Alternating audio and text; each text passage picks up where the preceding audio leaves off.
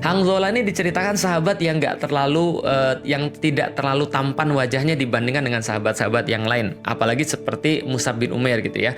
Nah, maka kemudian Hanzalah ini walaupun dia tidak terlalu tampan, akhirnya dia nikah juga. Nah, ternyata ketika dia lagi malam-malam pengantin itu ada seruan jihad.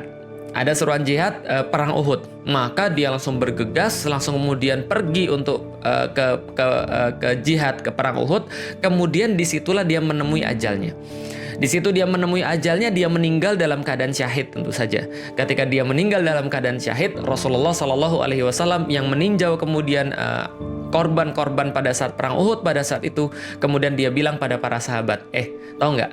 Saya tuh ngeliat Hanzalah itu mayatnya dimandikan malaikat.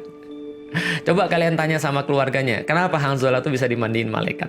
Ya Rasul udah tahu gitu maksudnya. Cuman para sahabat, dimandikan malaikat? Ya Rasulullah, bukankah orang yang jihad itu tidak perlu lagi dimandikan? Rasulullah bilang, iya, makanya coba kalian tanya sama keluarganya. Kenapa dia kenapa dia bisa dimandikan oleh malaikat?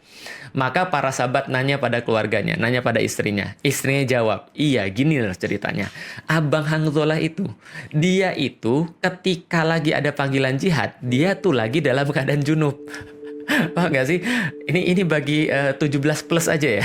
Ini bagi teman-teman sudah dewasa aja. Dia tuh lagi dalam keadaan junub.